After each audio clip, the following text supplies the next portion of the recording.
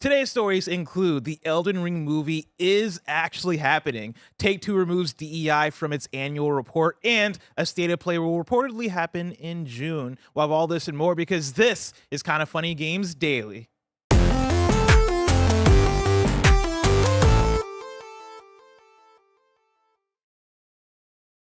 Yo, what's up? Welcome to Kinda Funny Games Daily for Friday, May 23rd, 2025. I'm one of your hosts, Blessing, Adeoye Jr. Joining me is WWE legend, Greg Miller. Hello, Bless. Welcome back to the office. Thanks for having me. I'm happy to have you. You and I are rarely in the office at the same time anymore, so it's nice to see you. I was hanging out with friends. We're doing interlocked fingers. Yeah. I was hanging out with friends in LA yesterday. Name them. And Rihanna and Danny. Actually, that was 2 days ago. And I was telling them because I saw Danny last week. I saw both of them actually last week as well. Sure. And it was one of those things where we're having a conversation about how often I'm coming to LA, and I was like, dude, I'm in LA more weeks than not for the next like 6 weeks. Yeah. And we were talking about it, and we were like, is this a sign of like maybe people are getting out of Summer Game Fest to do their own events throughout the month of May? Because Sure. it feels like May days. It doesn't feel like play days. You know what I mean? That was good. Yeah. I like that. I like that. About it. I think, honestly, that's a great interpretation of reading the tea leaves and seeing something that used to be what we call Judges Week. Do you remember ever hearing about this? Judges Week used to be something that Jeff set up before E3. And the idea was, hey, at E3, all of the major publications are going to be too busy to see smaller games. So let's do an event in May for 1 week. Everybody would go down there and go to all these different hotel lobbies and different hotel ballrooms to see presentations from game developer X, Y, Z that would then go through and show you their biggest thing. You'd get hands-on with it. That way at E3, you could focus on the coverage, the news, the whatever, and not do it. So it's interesting, to see that happening now, but in an unorganized fashion. So it is similar to what you had to do this week, where we got hit up about an event on Wednesday, right? And then it was like, sure, Bless will go.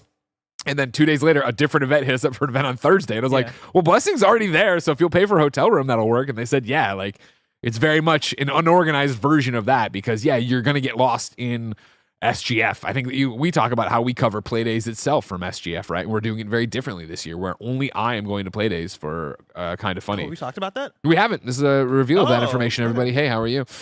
Years past, we have sent all of us down to SGF to cover, and that's not 100% true. But last year, we sent all of us. The year before that, we sent all of us. Yeah. And this year, the Switch 2 launches on Thursday of that week.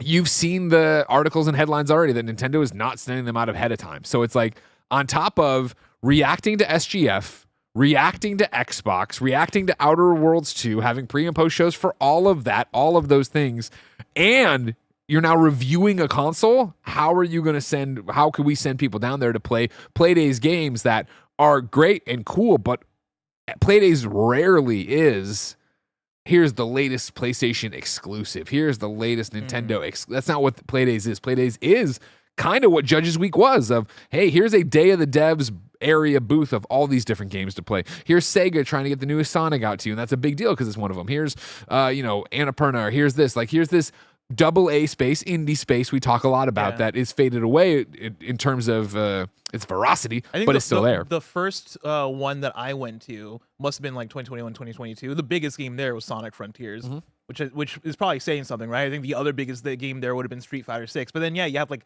just a bunch of other things that are exciting, right? Like every year, I think we have the tradition of playing Escape Academy and going for the road record. We do it. We set that record every time. Yeah, but that's the kind of scale you're talking about when you're talking about the kind of games that are showing up. And that's awesome, and we love that as Kinda Funny, right? But it is also, how do we serve you, the audience, and what's the better use of our time? And obviously, we will be here to react and rather than do the thing 2 years ago, right, where we got stuck on an airplane and missed Xbox. And then last year, we'll do the same thing where we'll just tell you we're going to be late to Xbox, have a team here to do Xbox Live, not have to worry about that, stick with the normal thing, while you can also play all the Mario Kart and Switch stuff you can handle to make coverage for that the next week. And then I come back and I'll tell you about what I played in LA and what I thought was cool. And to be fair, I do have a little bit of the feeling of FOMO, just in the sense of leading into Summer Game Fest. I've had so many people hit me up, friends hit me up. They're like, yo, are you gonna be in town for Playdays? And I'm like, no, we're not sending everybody this year. And they're like, what? Why? What's happening? I'm like, well, no, we had a meeting, and it was one of those things where I think I was the one that was like, I think I'd rather stay home and just play the Switch too. I'm such a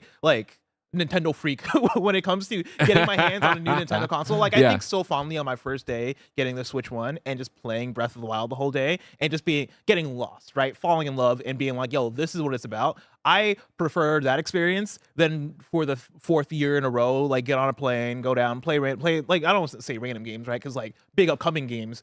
But I think because of the nature of what's happening this year, it serves better to divide and conquer and tackle it in a smarter way. But that's what it looks like right now. Yeah, and I think I'll be interested to see results on that and a reaction to that. I think, one of the conversations we had in that meeting of discussing that was like, well, does it make sense to throw this many bodies at Playdays? We love Playdays. We love indie games. We love smaller games. But are those Gamescasts moving the needle for that many people? Can we get the same kind of headlines out of just me going and playing a bunch of stuff and coming back? And we think so. So we'll see. We'll see. Remember, this is Kind of Funny Games Daily. Each and every weekday, we run you through the nerdy news you need to know about live on YouTube, Twitch, and on podcast services around the globe. If you love what we do, support us with the Kind of Funny membership on YouTube, Patreon, and now on Spotify and Apple Podcasts to get all of our shows ad-free, watch us record them live, and get a daily exclusive show. For a chance to be a part of the show, submit your thoughts and opinions as YouTube Super Chats as we go. Housekeeping for you. We're an 11-person business, all about live talk shows. So today, after KFGD, you're going to get Gamescast, which is our ESO podcast finale. Yay! And what does that talk about? Well, I mean, it's everything, right? Of course. Thank you so much to our partners over at ESO, The Elder Scrolls Online, ZeniMax Online, Bethesda, who came to us, last year. We're talking about, hey, we've been doing ESO for 10 years. We want to celebrate that in a big way. Would you be down to do a podcast series that is a limited run Elder Scrolls Online podcast? And we said, yeah, and we broke it up into 4 episodes that have all been an hour plus. That literally is the deepest dive of my career. Thank you so much, Kind of Funny best friends. We knew when we launched this, I was very clear of like, I know you don't play ESO probably. This is going to be about how games get made, and to see y'all flock to that, celebrate that, share it online, talk about that, and be like, I don't like ESO. I haven't played ESO. I don't know if I'll ever play ESO, but talk about and celebrate 2 developers coming in and really pulling no punches, talking about the things they fucked up, the things that went well, the mistakes they made, the changes they had to make. Like, it's been awesome to see how the sausage got made. And so yeah, we're here for the finale now, and the way I've been promoting it to try to get the ESO fans in is they do talk about, will crossplay ever come to ESO, which is a big deal. So we'll get to the end of the episode and you ask the question like, no. And that's it, everybody. Right. Bye. And then after that, Gamescast is going to be a long ESO stream celebrating the end of our 4-part limited series. Very excited about that. Yeah, you know, I had played ESO at launch a little bit on PC, and then thought I'd come back for console, and then life got too complicated. And I've touched it on console a few times since then, but when they did this, I stayed away from playing it because I wanted to be the noob, Mike be the expert, and go. So I'm starting a character from scratch with their whole new creation thing, the whole new intro they've talked so much about in this show. So it'll be fun. So come hang out with us. Yeah. And of course, if you're a Kind of Funny member, you can get today's Gregway, which is Greg's review so far of the Starfield Watchtower DLC. There's a new Starfield DLC now? Yeah, big news yesterday, actually. And it's a creation, so not a Bethesda DLC. It's from the thing. It's from the people who made the best Fallout 4 mod, though. They're like professional modders. Oh, so cool. It's got voice acting, it's got cutscenes, it's got this, it's got that. They put out a trailer yesterday that we watched on Gamescast that, even though I know Starfield, watch this to go, holy shit, I can't believe what people can create. Because even I talk about it in the review so far, but the intro to this and how it all starts or whatever, if I was Bethesda and I was watching this, I'd be like, we gotta hire these people. God fucking damn it, these guys did it better than we did, because it's really well. This is one of this start is one of my favorite starts to a quest in Starfield for sure. Oh, hands down, yeah. It's got the character people miss, it's got the humor people miss, it's got the intrigue. It's real good. Do you think it's one of this is what I want? The Forgotten City was one of my favorite things the year that it came out. The fact that started off as a Skyrim DLC, and then they were like, oh, this is so good that we're going to spin it off into its own game. Yeah. I want to see that happen more and more, because the way that you're talking about this Starfield thing, I'm like, oh, shit, I want to play that, but I also kind of don't want to play Starfield. Yeah. And so now I'm like in this weird place of, do I find the time and just say fuck it and pick up Starfield and deal with it and like maybe play a quest that I end up falling in love with? Or do I cross my fingers that they just get all the awards and are able to fund a studio and spin that out onto its own thing? I don't know. Well, you're going to hold your breath on that one for a while, so sure. maybe you take the easy money right now and go play this one. Thank you to our Patreon producers, Carl Jacobs, Omega Buster, and Delaney Twining. Terror brought to you by Subway Surfers and Factor, but we'll tell you about that later. For now, let's begin with what is, and forever will be, the Roper Report. It's time for some news. We have 5 stories today. Baker's dozen. Starting with story number 1. Sony's next PlayStation State of Play will reportedly be coming in June. I got a super chat question for you. This is from Scullion at VGC at Video Games Chronicle, by the way. My super chat question is, what big announcement do you expect from a State of Play coming this summer? The article reads, the next PlayStation presentation is coming in June and is likely to be a State of Play instead of a showcase, it is claimed. Giant Bomb journalist Jeff Grubb stated during today's episode of Game Mess Mornings that other reliable insiders were saying they hadn't heard anything about a May event from Sony coming this year. Quote, I haven't either, Grubb said. And that's because something's happening in June. It's a June thing. Now, is that going to be a big showcase? I don't think so. Grubb said back in February that, according to his sources, Sony hadn't yet decided whether to hold its annual PlayStation 5 showcase this summer or a smaller scale State of Play. In today's claims, he says the company has likely opted for the latter. Quote, I said a couple months ago that I heard that they were discussing going back and forth about a showcase or a State of Play. Sounds like they probably settled on a State of Play, he said. Quote, I'm not 100% about that aspect of it. It's probably a State of Play, though, but I have heard June. They're being very guarded, he said. Just getting the details that there's something happening in June was kind of difficult to come by, so it does make me feel like they are hiding some stuff, although that is pure speculation. Rumor and speculation from Jeff Grubb, of course. Greg, does this do anything for you? I mean, yeah, State of Plays are exciting. I want to do this, but it's also like, it makes perfect sense to do one, right? It is the E3 time frame. It is SGF time. It is whatever. I'm sure PlayStation has something to say. It's more is it going to be just a third-party showcase of other stuff that we've seen or whatever with another look at Yote? Yeah. You know what I mean? Or is it going to be a big deal and here is something fresh and exciting? Can I give my hot take? I'd love a hot take. I don't think it matters if it's a State of Play or a PlayStation showcase. Yeah. The way this news hits me is, of course, we're getting something. Like, I think the fact that it's June, it's like, all right, cool. We're not usually getting the end of May thing that we get from PlayStation every year, but PlayStation's not missed the beat for a summer thing, right? It's either a State of Play or a PlayStation showcase, but they've always been able to hit that May to June time frame. I think more often than not, like, the State of Plays have been fairly impressive, even compared to some of the PlayStation showcases. Of course, PlayStation showcases usually mean you're getting more first-party announcements, and so we have that level of anticipation. But like the last big State of Play we got, they announced Soros, the follow-up to Returnal. So they're not above announcing first-party stuff at a State of Play. And then also like, but a State of Play means you're not getting a Naughty Dog game. You're not getting a sure, but that could still happen at a Summer Game Fest, right? Sure. Like we've seen Naughty Dog stuff pop up there. And then also, like, I look at I believe it was the last showcase. Was it the showcase where we got Concord and Marathon and Fair Games and it was fucking trash? Like, I don't want to say trash. It was not good. It was the wrong tone to set, and it has blown up in their face repeatedly. And so I look at this and honestly think, like, I've been of this mind for a while that I think when it comes to, are we going to do a State of Play? Are we going to do a showcase? It really is PlayStation freestyling and going, all right, what is the level of pomp and circumstance that we want to launch this thing with? And more often than not, I think that pomp and circumstance gets a bit overblown as far as leveling up people's expectations and then people being disappointed at the end of the day. Sure, of course. I think, I think if you're going to do a showcase, it needs to be, here is the next year and a half, 2 years, 3 years of PlayStation Studios, like what we're talking about. Here's what Ben's doing. Here's what Santa Monica's doing. Here's this. Here's these gigantic announcements we want to make, hardware changes, whatever it's going to be, right? The new PlayStation handheld, please God. So yeah, State of Play, I think you can still pepper in one, probably, right? In terms of like, we're doing this thing, or here's the big announcement from us alongside our partners or whatever.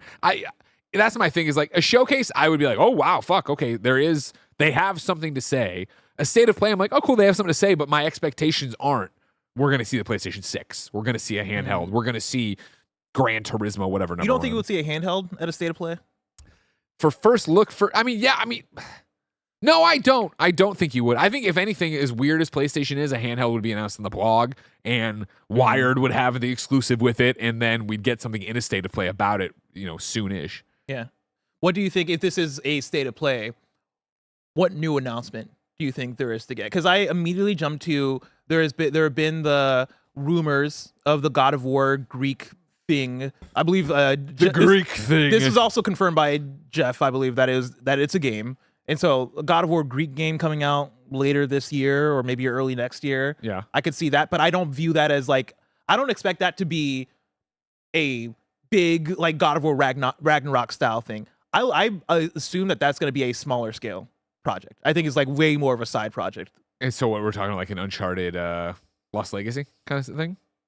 Oh, I'm thinking of how Assassin's Creed had the 2D titles. Oh, that's okay. my speculation. I don't remember the details on the God of War one. What the rumors are. I believe I can look it up as we're going, right? But I believe this is a Jeff Grubb thing of oh yeah, there's a God of War Greek thing that's coming out later this year. And then people, I think us on the show were maybe it's a comic book, maybe it's some random shit. And then he said it's a game. But I still don't think it's a big thing. Okay, yeah, no, that's fair. I would not expect a Ragnarok out of that or whatever. Mm-hmm. What else do I see? You start running through who's available to do something. What we imagine Fair Games is going to be canceled soon, so nothing there. Do we need another look at Marathon? Probably. Yeah.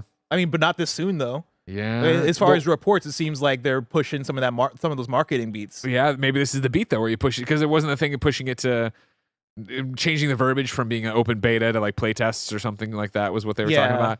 Maybe that's where you do it of there's a trailer that ends with public playtest begin July or whatever. Is Sony Bend anywhere close to having a game ready to show anybody? No. What is Polyphony doing? I think you get into the more weedy stuff of all right, cool. Where's my Infamous remaster? You know what I mean? That's what I'm looking for. Get that out there. Infamous remaster. You see all this Oblivion shit. You're not saying the word Wolverine. I'm not. You're right. Why? Is this not the time? I don't think it's the time. Again, back to what we're talking about expectations and this, that, and the other. If I have Wolverine and I want to make a statement about Wolverine, I'm closing out SGF or I'm holding the Game Awards. I think. Granted, it is a big thing, but it's a big thing where it could be anywhere. I think it's too big for a State of Play for a first look at gameplay. I assume, right? I mean, we've had the teaser trailer before, and now I'm ready to see something from it. I would think you hold off till you have a far grander stage for that, or make it your own announcement. The only reason, no, I take it back. I would say the only reason I would see it happening here is because you want to do it at Comic-Con. But if I want to do it at Comic-Con, I would still do SGF. Have the trailer drop at close out at SGF, and then be able to say we're doing a panel at Comic-Con and come hang out. I mean, what's the timing of Comic-Con? Is it July, end of July? Because I do find it interesting that this is happening in June. Usually when we get the PlayStation State of Play or PlayStation Showcase, that happens before Summer Game Fest. If it's happening in June, that makes me think it's not going to happen before SGF. Yeah, so I agree with that. What if it is a late June thing to accommodate for the fact that, hey, Wolverine is the big thing here. Let's lead that into a Comic-Con. But again, here's where you get into the whole trying to market a game, where I think if Wolverine was going to be the big thing and get its own State of Play, I think Wolverine would be in the Yote slot. And so since it's not in the Yote slot, I think you have to not overshadow Yote.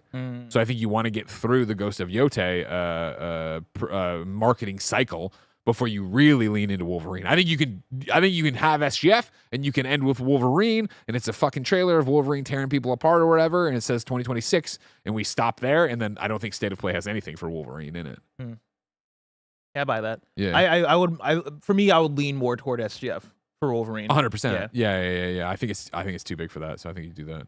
I want to bring in a super chat from Street Shadow, who writes in and says, I think Bless is right.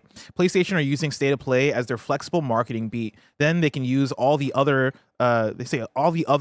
wee big events or outlets to market for them. It costs a lot of money to put on these showcases. I mean, my big read is that not big read, but my read on this is that PlayStation's been more buddy-buddy with Jeff Keighley as we go. Yeah, they've been appearing more and more at Summer Game Fest and more at Game Awards. I really do think the balance of it is, all right, we got a big ass game announcement happening around Summer Game Fest season, we're still going to do our state of play where we have all those third-party stuff and we have a lot of the or some of the first-party stuff, but we save the big guns for Jeff Keighley's show. That way we can close out and have that pomp and circumstance, have it be that big moment, have it stand out as maybe the biggest announcement at Jeff's. Yeah, I mean, you're talking about prestige titles, right? Something that's going to come in with gravitas in the same way Last of Us did. And I think, that's where you get into a, not slim pickings, PlayStation has plenty of that IP, but what's ready to go? What are you ready to show and talk about that way? Mm-hmm. I think that's more where it's like, Street Shadow says, then you can use the other big events or outlets to market them. I think the other big events, PlayStation thinks they're bigger than all the other big events. That's my one thing. Where PlayStation does believe that they're bigger than SGF and Game Awards. And so I think that like they see the value in being there and doing it, but they also understand that if they wanted to stop everything, they could drop a Wolverine trailer. And I think that's where it gets into the whole thing too, where like we're talking about like, well, state of play is less than, right? Like they don't want to do, it's also you don't want to overshadow everything. You don't want to have hey, partners, we're bringing you all in, Capcom, UB, we're showing your game, we're doing the thing, and then at the end, we're closing with Wolverine, so no one will talk about your thing. That is part of this whole equation, right, of how do you give the spotlight that you are contractually obligated to give all these different games that you've made these deals with. Now, when we're talking about state of play and probably third-party stuff, what would you expect on the third-party side? Because I've seen Starfield come to the chat a couple of times. Starfield. Oh, yeah. See, Starfield's interesting, and I would say no. As we all have seen, and feel free to correct me if I'm wrong on this one, Xbox is very cool with saying we're coming to PlayStation. PlayStation doesn't make that big of a deal about Xbox coming to PlayStation. So I would imagine if we're getting Starfield coming to PlayStation 5, which I still think at the way they've done this is going to happen when they're done with Starfield. Like, and this plays into today's Gregway, right? Of like IGN has an article up that I read right before. I was like, wait, who's the creator who made this? You know what I mean? I had to go look at it, and their article goes from talking about it to then also being like, but still no news on another story expansion or a PlayStation 5 game. And like Bethesda said that they want it. There's at least one more going. Todd Howard said in this interview with Mr. Matty Plays they'd hope to keep it going for a lot longer. I think we all know, and I'm saying this as a Starfield fan, that like Starfield has underperformed expectations. You're working on the Elder Scrolls. You're working on theoretically the next Fallout somewhere in there, right? Like I think you're getting more and more people off of Starfield as fast as you can. So my prediction would be whatever the next story expansion is, whatever the Bethesda thing, like similar to Shattered Space, which I hope is on that level. Whatever we get there, that comes out, and I think that probably comes with the PlayStation 5 version, and I think that's the end of big Bethesda updates. I think you still get similar to how the Escape quest that I liked a lot, and the Doom quest, or the Doom actually was something they hired, but you still get creations that drop in the creation thing, but not a giant DLC for it, I think. Anyways, I think when that'll be the thing. So that could theoretically be here, but I see that being on Sunday's SGF Xbox presentation.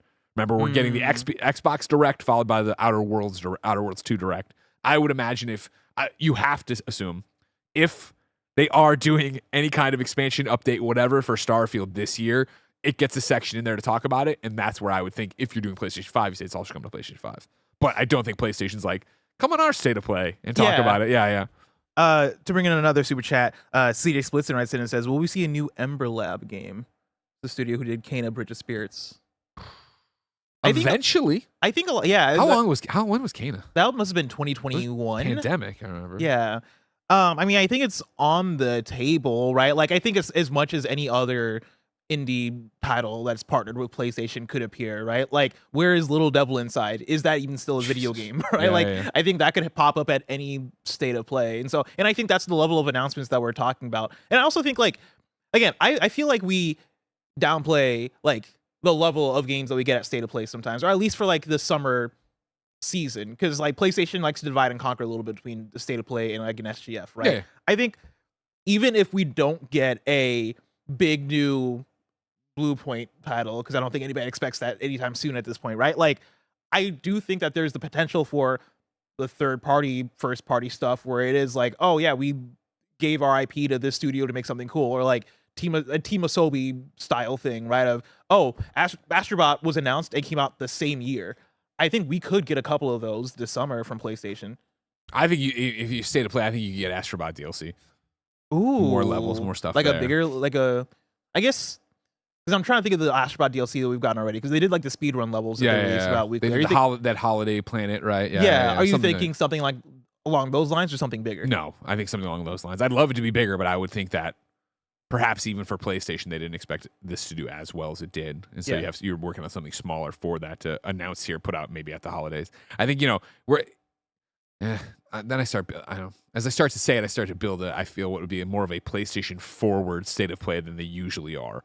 But in terms of usual suspects that could be there, I think Astrobot would make sense, right? I think Helldivers would as well. Gary was on yesterday and gave us the run. Well, he came in to celebrate his soccer team winning a championship, but then he gave us his review so far of the new Helldivers update where, they've invaded Super Earth and he's doing its combat inside of gigantic buildings and all this stuff and whatever.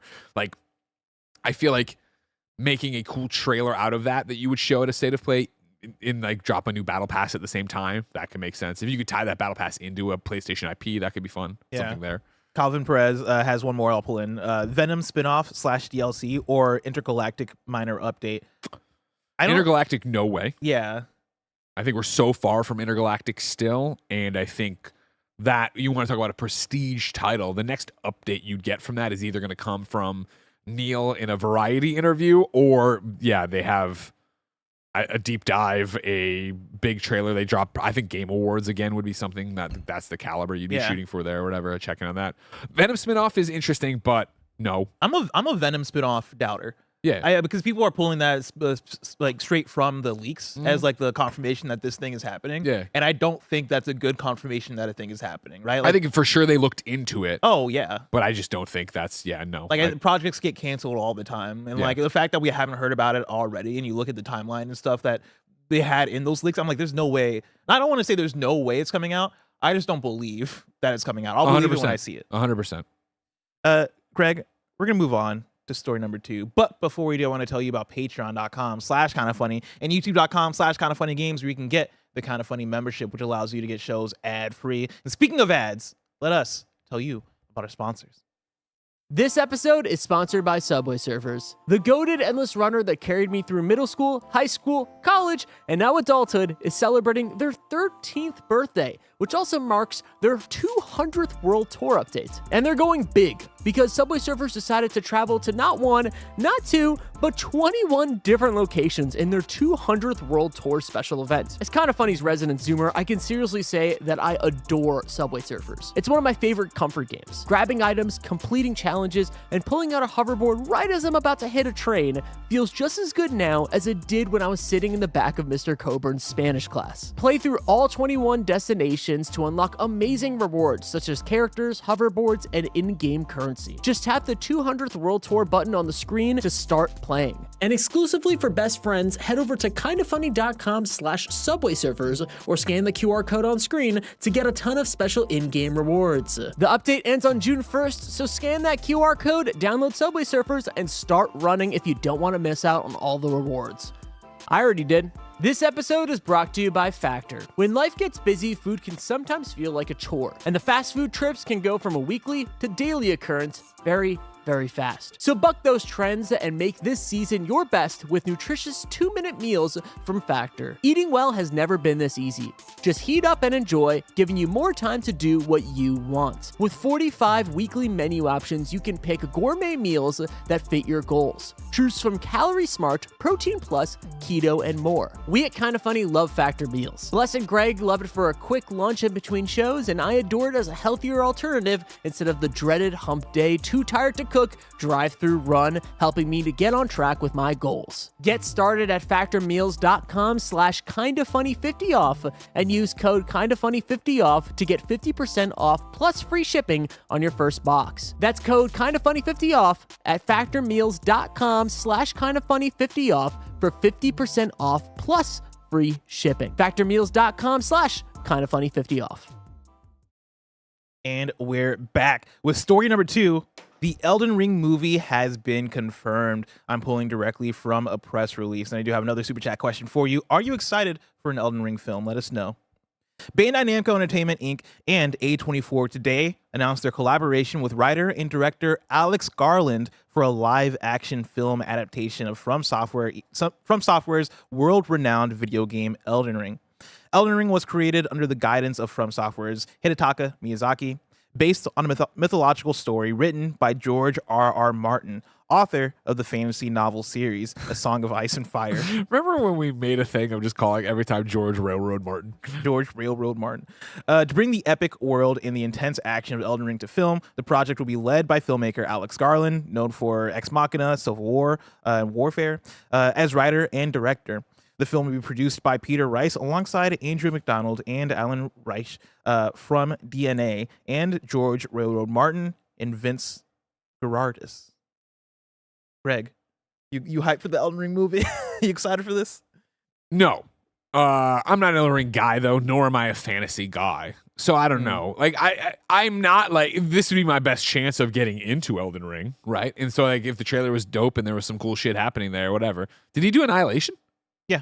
Yeah. No, yeah. Why are they citing Ex Machina Civil War no Warfare? This makes first the of most all, sense for them to cite. You watch your mouth about Ex Machina. All right, Ex Machina goes hard. But Warfare, I feel like. Which one is Ex Machina? I think I watched it. Ex Machina is the one. The robot. Yeah, with the Scarlett Johansson. No. What's his her. name? Oh, yeah, Ex Machina. Dude from Yeah, Star yeah. Wars. No, Yeah. yeah, okay, yeah. Oscar Isaac. Oscar Isaac, And then thank the you. guy from the Hicks, time traveling also from movie. Star Wars. Yeah, sorry, everybody. I loved Ex Machina. I was Great gonna movie. say, Great I was movie. like, Great you- movie.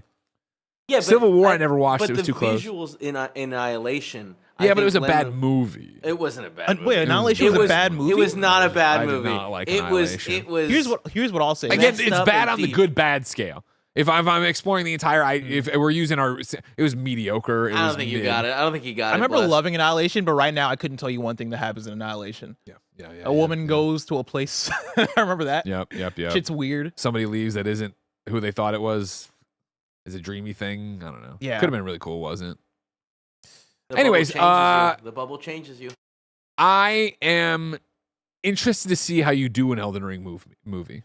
Mhm. Right? Yeah. So much of it is, and this is the same with any role-playing game. We talk about Fallout, right? But like, so much of it is your build, your character, this, and then the bosses and the thing. So is it like, are we doing a Minecraft thing where it's like, I'm just a normal guy. Oh, I've been dropped into this war. No, you're not. You want to piss off a fan base?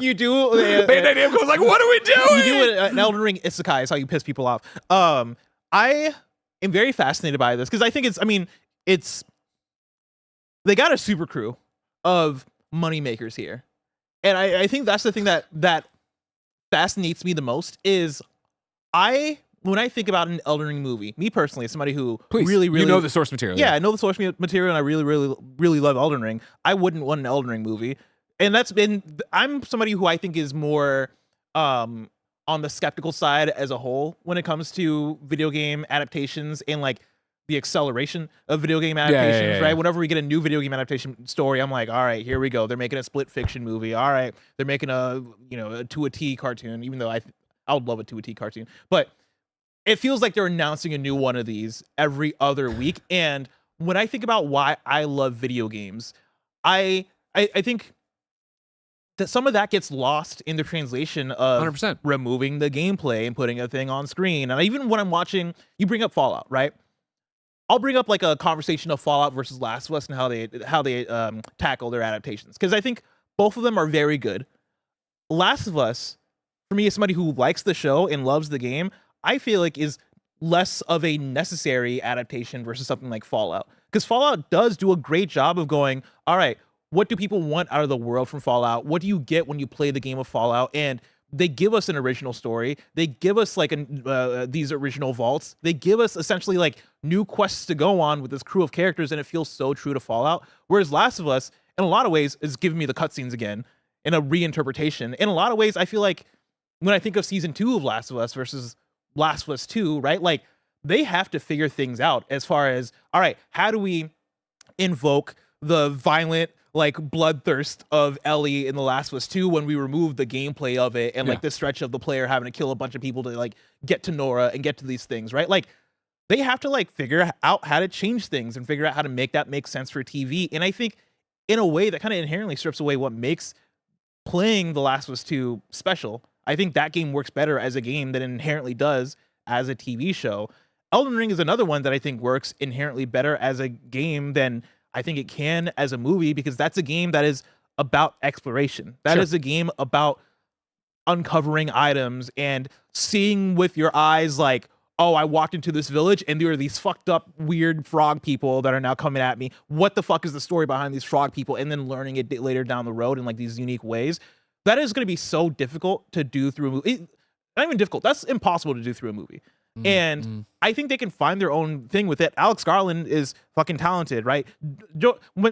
As far as like on the back of the box, the money making aspect of this is going to do so fucking well because they get to put George R.R. Martin in a theater, right? Like his name on a theater poster. They get to, you know, be like, oh, and it's adapted from this very, very popular video game. We have Alex Garland who did Ex Machina and Annihilation. Like this was concocted by people at like the money makers at a studio, like the people at the top of a studio, and they were mixing this concoction, and they were like, oh, we're cooking, we got something here. And I totally understand how this is the natural process of things. An Elden Ring movie has to get greenlit because an Elden Ring movie is going to make so much fucking money. That said, I don't know if an Elden Ring movie has any way of living up to an Elden Ring video game and what that experience is actually about. Lots for me to unpack there. I agree with you. I went off. No, I loved it. I loved it. I let you cook. Yeah. I agree with you on Fallout Last of Us. I think that was a conversation we had at the review of Fallout, the TV show, where I think this is the best video game adaptation because again, like the way the stim packs look exactly like it's happening in the same world of Fallout, and they do such a great job of bringing that to the screen, but not robbing you of the agency of it, making it feel like I'm watching someone's Fallout journey, not losing mine. Whereas Last of Us is watching the game again, right? Even down to the lines and repeating them as they say them or whatever, which is fun and great, and I like it, but you know, different. I think I push back on you saying Elden Ring is going to make so much money as a movie. Movies are so hard. I mean, games are hard too, but movies are so hard to call the ball and nail. Of course, as we've talked about so many times on this show, even this announcement, take with a grain of salt. Until you have the first thing of them with the clacker going where it's day one of the shoot, I don't believe a fucking video game movie's happening until it happens. What then gets interesting is, and somebody else in the chat had my exact same thought as it went through, right? Like, Alex Garland doesn't make blockbusters. Now, that's not to say this couldn't be. It's not to say whatever, blah, blah, blah. And then it's also, and this is my own personal preference and bias coming in of like, if I'm sitting in a theater watching the trailer for Elden Ring, the name doesn't resonate with me. Sure, George Railroad Martin does. Yeah. Okay, maybe, but it's like game of the year, and I'm watching it like, and I know I'm going to piss off every Vati video fan out there. Like, as somebody who doesn't understand the story of any of the Souls games or whatever, like, I struggle to, and I'm just stupid and very weak-willed and small-minded, of what the story would be in a narrative sense of what you're being told of why you're on this. And I know that's like their job to then sell me on it and show me why. But I think of a mainstream person in there. Is it going to look enough like Lord of the Rings that you're going to go, oh, George Railroad Martin, Game of Thrones. Oh my God, you're going to, man, I don't know. I mean, I think that's what it would have to be, right? It would have to be like a fucked up Lord of the Rings. Yeah. Given like what the setting of Elden Ring is. I think I jump in on the point of, let's just stop for a second, Tim. I'm sorry. What the fuck is going on in Elden Ring? Oh man, because I'm a maidenless tarnished, and I've been dropped, and there was a ring. I could have told you the story of Elden Ring like a year ago when I was fresh off of watching all the Vati vid stuff. Yeah. If I were to recap it for you here, I would fucking butcher the hell out of it. But yeah, like it involves a lot of royalty and like a lot of fucking magic and like you're a tarnished that you're essentially like kind of hired by one of the people that are one of the top dogs or whatever, but you don't really know that coming in, but you're coming in to like take out the Elden Lord and become the Elden Lord. I don't know, man. It's a lot of weird shit that honestly, I think if anybody, as far as a studio coming in and making an Elden Ring movie, it makes sense. I think A24 makes sense because they make weird shit like that, right? Yeah. Like I think I said this on a previous episode that I think you're gonna have to lean into what they did with something like Green Knight, where Green Knight is another movie from A24 that was this fantasy. A dude is going on an adventure, and like the plot is very like not as, I guess, traditional would be the way I put it, right? Like it is kind of a weird / hard movie to follow, and it's more about like kind of the experiences that he's having along the way that informs like what his character is going through and who he is and all that stuff. It paints the vastness of its fantasy world by like zooming into a specific character story. And I think that might be a way to capture what's going on in Elden Ring. The other way would be to go grand with it and make it this big, gigantic Game of Thrones thing and focus on the big characters of the Elden Ring story and maybe try to tell the story before everything goes to shit. Okay. And that would be like, I think, a big almost like a blockbustery sort of thing. But to your point of Alex Garland isn't somebody who makes blockbusters. I view it as the same with Greta Gerwig wasn't somebody who made blockbusters, right? Like I put Greta Gerwig and Alex Garland kind of in the same conversation as far as the kind of filmmaker they are. And Greta Gerwig made Barbie, and turned that into a blockbuster, right? Like I think for what video game adaptations are today, right? Like these studios are going after it. And they're trying to find out, or they're trying to look into what are the popular games of today, Elden Ring, and who's going to do justice to like make that something that's going to sit well with people and hopefully make them a buttload of money. And I do think that's Alex Garland. I do think this is a way for them to again, like I'm not. This doesn't smack of the dozens and dozens of other video game adaptation announcements we've seen that falter and go nowhere, right? Because it is A24, a studio I really like, Bandai Namco, a game publisher that knows what their IP is and is trying to protect it. Alex Garland, like you've got a bunch of good names connected. It's actually really funny to be reading this and talking about this today because yesterday Tim again put it into me. You gotta watch. He put it into me. You gotta watch The Studio. So Jen and I watched the Studio episode 1 last night. Have you watched it? Yes. So of course episode 1's all about we got to make this fucking Kool-Aid movie, and they want to get Martin Scorsese. You know, what I mean, it's all these different things connected to it. So it's funny to be here and talking about it in a very similar fashion. But again, these people know what they do. They've seen the success of Last of Us. They've seen the success of Mario. Let's treat everything with the respect it deserves and go for it. Yeah. Story number 3. Take-Two removes praise for its LGBTQ efforts from its annual report, scrubs diversity references. This is Stephen Totilo at Game File. Grand Theft Auto, NBA 2K, and Borderlands publisher Take-Two Interactive has deleted references to diversity and inclusion from its annual report to investors this year. In a list of employment awards it boasts about each year no longer include 2 accolades it was granted for its support of LGBTQ employees. Those changes are among the most eyebrow-raising in Take-Two's voluminous 2025 Didn't see that one coming, did you? No. 10K annual report, which was filed to the Securities and Exchange Commission on Tuesday. The changes resemble the disappearance of diversity language from the most recent annual reports for some of America's biggest corporations, including Disney, Google, GM, and Intel. Those firms deleted or softened their DEI language from their big corporate filings, according to a report from NPR in February. 10K reports are filed by all publicly traded companies in the U.S. to inform investors about its operations.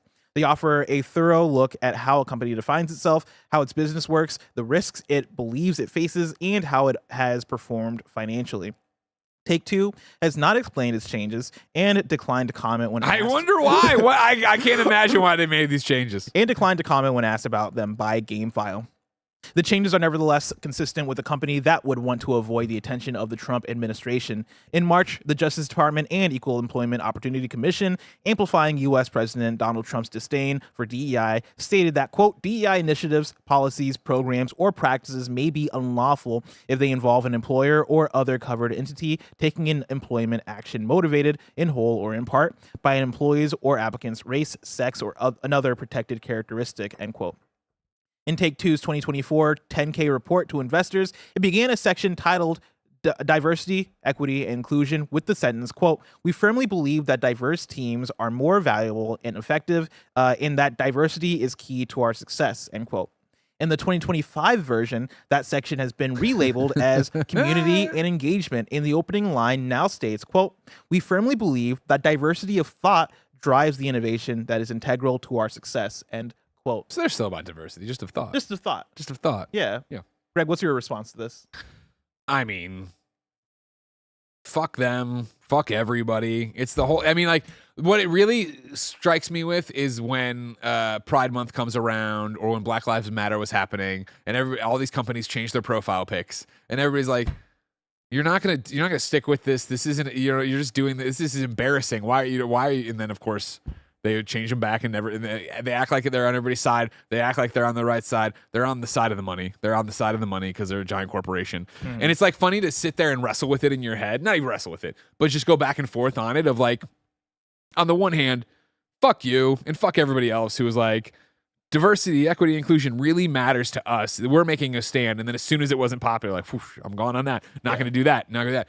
Then you can flip to the other side of just like, because stick with that for a second of like, fuck you. And then it's like, do you really think this is going to matter, that Donald Trump and his cronies are going to see that. And then you flip this side, like, you know what? They might actually, they are so fucking crazy that they're tanking the fucking country, and they might actually look at that and be like, well, definitely fuck them, and make a whole big point. Like, it's like such a crazy world we live in right now where it's like, goddamn. But yeah, no, like, come on. What the fuck are you doing? Go to Costco, everybody. Yeah, what's that Costco? What's going on there? Costco didn't back down. This came up on Costco. This is the whole thing when Target fucking they went stupid about it, and everybody's like, well, fuck you, we won't go there. Costco were the one were like it came up to their board, and like they like I'm very much out of school and don't have the facts in front of me, but it either was unanimous or it was like overwhelming majority of the board was like, no, fuck that, we're not taking away the DEI, but we're keeping that in there. Yeah, and their numbers went up while Target went down. Yeah, for me, the immediate read when we get to that last line of, quote, we firmly believe that diversity of thought drives the innovation that is integral to our success, right? Having that replace the previous year's thing of, we firmly believe that diverse teams are more valuable and effective, and that diversity is key to our success. What that tells me is that you are more open to the idea of somebody maybe being a bigot, or somebody maybe having like views that don't include people of certain races, or don't include people that have disabilities, or people of certain sexualities, or whatever. And being able to include those kind of views is more important to you than including people who are people of color, right? Or people who have disabilities, or people who have LGBTQ. That's my immediate read on it. And I echo every single thing you said there. I put up a tweet kind of going off a little bit about this yesterday, and I learned from that tweet. The tweet or Skeet? Sorry, not a tweet. It was a Blue Sky. So it's Skeet. Hate it. And I a post. And I learned from that post the word anthropomorphizing. Oh, sure. Anthropomorphizing, right? So taking something that isn't a human and making it a human, right? Because I got a couple of responses from people talking about like, we got to stop anthropomorphizing companies, right? And like, because my thing was, and I can find it so I can like make sure to read it verbatim, right? Because I quote tweeted the article and I was like, cowards and bigots. And then I responded, the one thing I do appreciate about the current moment is that we're seeing the masks come off. The same companies that hashtag their asses off about caring for the marginalized in 2020 never actually cared. It was obvious, but nobody has to pretend anymore. We can call it like it is, right? And I still hold that. Oh, 100%. The masks are off. The masks are off. Don't ever fucking change if you just go, don't change to the rainbow. Don't change the Black Lives Matter blackout stuff. Like you can't have it both ways. I think the biggest thing where it was like people were doing this and you wanted to give people the benefit of the doubt, but here we are where the rubber meets the road and everybody's just bending the knee. Yes. And yeah, to that, like I had some people respond, right? I had one person say, corporations and capital have no morals, empathy, or cultural impact. They are for-profit machines of consumption. I am begging people to stop anthropomorphizing Target or a massive multinational media publisher. And I responded to that person, and I was like, yo, can you tell me more about anthropomorphizing, just in the sense of when I talk about like fuck Target, or I'm saying like fuck Take-Two for this, right? I'm thinking about the people at the top. I'm thinking about the shareholders, yada, yada, yada. And they responded, it's not about how you specifically are talking about it. It's more along the cultural tendencies toward the inclination to think of brands and so on as persons. Even if you talk about the boards and shareholders, by law, they're doing the right thing, subjective as it is. We have to remember that fiduciary responsibility is a self-fulfilling, subjective, made-up thing that rich people have that labor does not. When we accidentally or otherwise misapply humanity as a plea for reasoning, it can feel like we're missing the forest by the trees to appealing to it, you know? And I try to give it like a fair back and forth, because I think there's some legitimacy to what's being said there. As far as like Target, Take-Two in this example, they're not people, right? The purpose of a business is to make money. And that's the inherent problem with it, is that, in 2020, the right thing to do to make money is to say we like black people, and in 2025 the right thing to do to make money is to say, actually we don't need to, we like everybody, we don't need to uplift specific black people or like people with disabilities or whatever, right? Like, oh no, everybody, like, if you're a bigot, come over, work here. We're not going to stop you from doing that. There's thoughts on both sides, and I think I hear that and I accept that and I agree with parts of that. I think where I still stand is that there are lines that are that I think as people, right, there are lines that we should have that should be too hard to cross. As far as if Target came out today and they literally put out a tweet that says fuck black people because Donald Trump wanted you to say it or whatever, right? Do I look at that and go, I mean, they're not a person. They're doing that because that's going to make them money and not get the company shut down. And like, that's going to have a trickle down effect because if Target goes down, then that means that like, you know, all these people that work for Target that might not share those views are then going to be impacted. And like, there are black brands at Target. There are different kinds of like, it's a whole bag of worms that I understand the complexities of it, and we should be able to navigate in those complexities and be able to kind of pick and choose a little bit. And I think that's the part where I'm kind of getting to with this. Cause like when I made the tweet, right, there are multiple people that are like, are we going to boycott Take-Two? Or are we going to do X, Y, Z thing? And I look at that, right? And I appreciate the sentiment in the thought, especially because it was reported a couple days ago that Target, their numbers are down because everybody's boycotting Target for being pieces of shit, which is fucking great. I appreciate the thought, but I also think there is that like targeted effort thing of boycotts that kind of like we all need to be locked in. Like if just me boycotts Take-Two, like that's gonna affect me way more than Take-Two, right? If I don't review or talk about Grand Theft Auto, you've come right back to the conversation from what Monday or Tuesday with me and Tim about Microsoft, right? Where it's Microsoft's, you know, AI stuff in Azure, which I say wrong, maybe Azure, you know, working with the Israeli military, right? So theoretically for against Palestinians, but Microsoft says it's not, but people says it is. This has been an ongoing conversation, right? Of like, what do you do with that information? Like, again. To your point, what is the line for all of this stuff? And back to a boycott. What does it mean for you, me? Kind of funny. Like you got to have a big buy-in, right? You have to have an organized effort to stop this. Yes, and so like then the boycott conversation gets deep and very technical as far as like the purpose of boycotts, when to boycott, all that stuff, right? And like I'm very pro boycotting, but I also think that a boycott has to be targeted. We can't just boycott everything because then nobody's participating in like those efforts. I think are going to waste and like it becomes white noise then at that point. It becomes white noise and we're fucking up ourselves more than we're fucking up these corporations, right? But I think the thing that I'll say people need to do, right, is to not get numb to the actions 100%. Of these companies and the 100%. actions of the people at the top. And like when this happens, like remember what's happening here. Take-Two here is saying, hey, we don't need to support the marginalized people that are in the world. We don't need to support people of color. We don't need to support people with different sexualities. We don't need to support people who have disabilities. Like, essentially, fuck those people and the programs we have for those people because we want to appease the president and because we're fucking scared. Yeah. That's inherently wrong. And I don't think people are being like, loud enough. Like I know a lot of people are, right? But like I almost feel like the shock should be way more than it is. And I know we're just in Trump's world now, so like maybe that is what it is. Everybody's but on fire at any point. Yeah, I feel like I go crazy sometimes when I see this shit. 100%. I mean, that was the conversation at the beginning of the week with me and Tim about all this, right? Where it's just like everything sucks. Every corporation sucks. So what do you do about that? And how do we do? And the idea was from our side, right, of use our platform to continue to call out bullshit like this. And when it is needed, organize in a meaningful way. But what is the meaningful way for everyone? Because you can't be boycotting everything all the time, right? Like, especially when the world's just fucking crazy. Yeah. I'm gonna leave it there because I can keep going. Oh yeah, fair enough. I'm gonna leave it. Story number 4. 6-1 Indie launches a publishing label. This is Sophie Mcevoy at GamesIndustry.biz. The team behind the 6-1 Indie Showcase and the Indie Game Awards has launched its own publishing label. 6-1 Indie Publishing describes itself as an integrated indie-first platform for developers.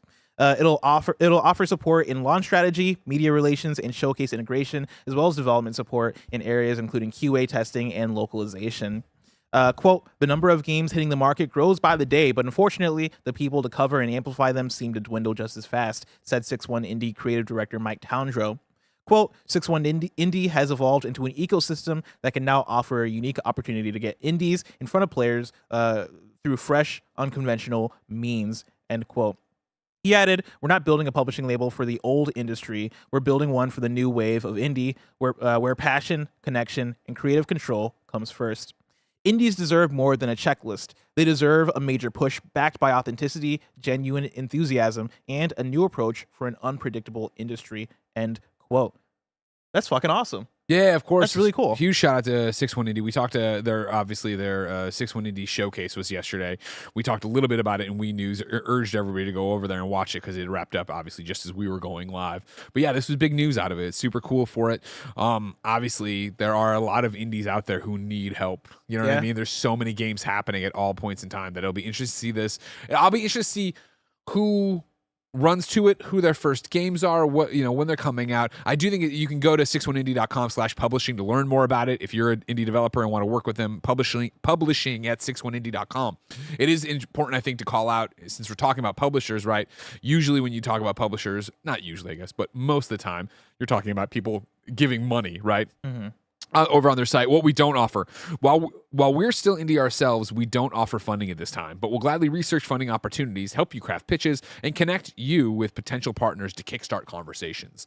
So it really is a great resource, it sounds like, to come together, team up, and, hey, you're a small team. You don't have to do it all by yourself. You can work with Mike and Kyle over there at 6-1 Indie, right? Get off the ground and go through and really find avenues to get your game out to people and hopefully find the money if you need that as well. Hell yeah. Congrats, 6-1 Indie, Kyle, and Mike. That's big news. You're telling me? And they're working on some small games, some small indie titles. They sure are. But if I wanted something even tinier, say the tiniest news I needed to know about, where would I go? You'd go to our last news story, the We News channel, where we cover all the small news items you need to know about.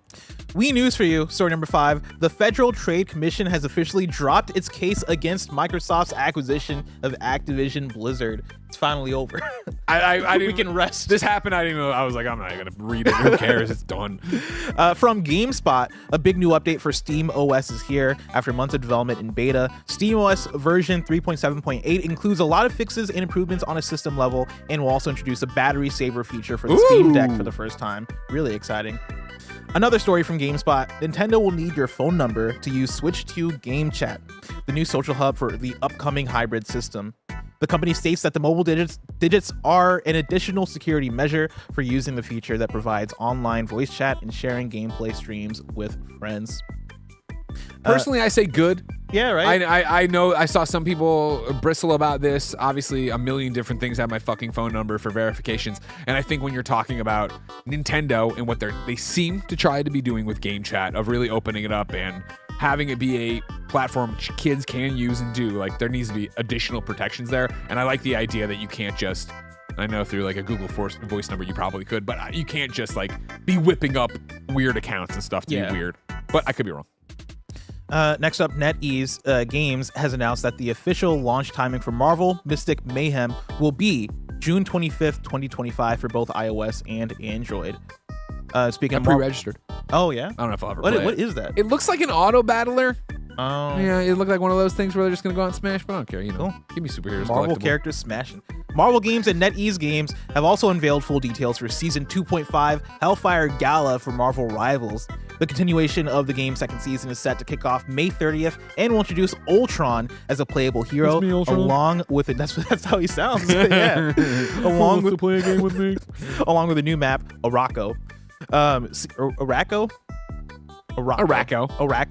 Season 2.5 will also introduce new features, special events, and team-ups. And then lastly, 4 new games are now available for Game Boy on Switch Online. They are Survival Kids. That's not the date. Survival Kids : Banana. Kevin, you gotta work better. He got me real good yesterday. Oh, really? You didn't get him. You didn't get him. Yeah, you don't get to celebrate the banana. He got me real good yesterday. You guys, all I want is you guys to say banana. You gotta work harder. Okay, fine. Then that's the game. Now that we know the rules, that's the game. You gotta work harder, Kevin. You haven't gotten me like 3 times in a row. I know. This is the first time I actually put effort into it. I will say you almost got I know. I saw it in your face. Your little pause, and you're like, it's not banana. The problem is that I know Survival Kids because Tim's brought it up before. If you put it like next to this next game, I thought about it. I looked at all 4 games. This is what I'm saying. This is the first time in a while the first time with you where I sat down and I'm like, all right, where makes the most sense? Too many words in the next game. Gradius the Interstellar Assault was the next game. Then also Banana just doesn't fit there. That's true. Gradius the Banana Assault, maybe. Kirby's Star Tracker, and then the Sword of Hope. And that is it for Wii News. Before we get out of here, let's take one more look at Super Chats to see what you guys are saying. Falcon 4196 writes in and says, "Can't wait for Jack Black to say, 'Let me solo her.'" There was another one. Oh yeah, James Collier writes in and says, "Who does Chris Pratt play in the Elden Ring movie?" Godric. Oh, damn. Yeah, you know Godric, Greg. Oh, of course I do. Napoleon Blown Apart says, That's a great name. "I think Sony could have done a showcase, but with the odd rollout of random trailers and announcements recently, they decided to do a state of play." I mean, what have been the recent PlayStation announcements? Was it like the remaster? The Helldivers thing that just happened, right? Oh yeah. And This marathon. there was one that I was on the blog recently for that was a bigger deal. I forget. Yeah. Aaron writes in and says, "Any reactions to the new Snake Eater intro? Did you check that out?" I didn't know. I've been trying to save like a lot of the Delta stuff for when the game comes out. Yeah. Because like the whole point of that game is for me to re-experience a game that I love. So if I just watch it, then it's like, okay, well, I'm doing it early. I don't want to spoil Yeah, if my I'm dinner. not forced to watch something for a reacts, I'm usually going to let it go. Like playing Outer Worlds on stream, some kids were like, "Oh man, have you been watching the IGN first coverage?" I'm like, actually, no, because I just don't want to get that deep of a dive. I'd rather get the direct to be set on that. Mick Platypus writes in and says, "Why did Sucker Punch drop Infamous like a sandbag from a hot air balloon? Why have they forsaken us?" Well, that's a great question, but it's actually a pretty simple answer. Believe it or not, when Infamous released way back on the PlayStation 3, and I reviewed it, superhero games sucked. What we had? We didn't even have Arkham Asylum yet, or we just got Arkham Asylum? I think we didn't even have it. So licensed superhero games were complete trash. And then they made Infamous, and it was great. And then guess what? Everything changed. The market changed, and PlayStation was like, "Hey, we're just going to make Spider-Man games." And I think Sucker Punch was like, "We don't need to keep making this superhero game," especially because we've made so many of them now. 3, but if you toss in Festival of Blood, First Light 5, right? I think they were like, let's stretch our legs and do something different, especially if, we can get actual IP now. Yeah. And then... we got some more. We got one from Rowan Malcolm who says, "I'm just genuinely curious about what the story is going to be about," talking about the Elden Ring movie. "I'd rather them do a specific event from the history as opposed to trying to adapt the entire game itself." My thing is that I'm trying to... I think you have to think about what the fan base would most likely be into / not be mad at, right? And I think you have to do like here's the thing that I also think about. Is in marketing this movie, I think you just want it to be called Elden Ring. I think once you get into like weird side stories or very specific things, then it turns into Elden Ring : whatever. I think for them, for A24, the slam dunk is to just have the movie be called Elden Ring. And if you're going to have a movie called Elden Ring, it has to be you're following the Tarnished like we do through the game. And they're like, going through and I guess, facing off against these bosses, which I don't think works as well for a movie. Or you do get the overall story between all those like characters that you meet, like the bosses and shit, and like you get like America and like all these different people. Like I think that is it. I think you do the history of Elden Ring essentially. You get the war. What's the name of the war, chat? There's a war. Like a prequel, Shattering. A prequel. Is that what you're saying? Yeah. That's what I was. I used a lot of words to say prequel. That's what I was gonna say. Like, I feel like that would be cool. Like, can you imagine like the Pantheon? Someone said their Pantheon. That's why the word just popped in. Like just falling apart. Like that'd be cool. I mean, that'd be I think that's what it would have to be. But that also I think would take a lot of budget. Like that sounds like a show. That sounds like a great HBO show. Yeah, it does. And like, yeah. How many seasons was Game of Thrones? It has that many seasons. 7. You give it 7 seasons. Yeah, 3 really disappointing ones. Yeah. You call it a day. I think Game of Thrones dropped the ball on getting the Elden Ring show. I'll say it. And then Foxy Steve says an Elden Ring movie could be the setup of the main character. Has no dialogue as they traverse the lands between, and the story is told via flashbacks. I'll be honest, sounds boring as fuck. But I'm with it. And that is it for Super Chats. You were saying it was 8 seasons. Like, who 8 cares? seasons. 8 seasons in a movie. There you go. Let's hop into kindoffunny.com/you're wrong. You write in, let us know what we got wrong, as we got it wrong, so we can correct it for those watching later on YouTube and listening later on podcast services around the globe. Joni writes in and says, "Blueprints was patched on PS5. Let Kevin know." Oh. That was a good Wahoo, Kevin. Yeah, that was like a Tom and Jerry Wahoo, like when he gets like his tail smashed by a mallet. Thank you. Icy Wiener says Arkham Asylum came out 3 months after Infamous, so Thank you. Greg was not wrong. I appreciate that, everybody. That's it. That's all we got for kindoffunny.com/you're wrong. We killed it. Me and you, Greg. We did it. That's what we do here. We did the damn thing. Of course, this has been Kinda Funny Games Daily. Each and every weekday, we run you through the nerdy news and need to know about live on YouTube, Twitch, and on podcast services around the globe. If you love what we do, support us with the Kinda Funny membership on Patreon or YouTube to get all of our shows ad-free, watch us record them live, and get a daily exclusive show. Enjoy the Gamescast next and the stream after. But until next time, game daily.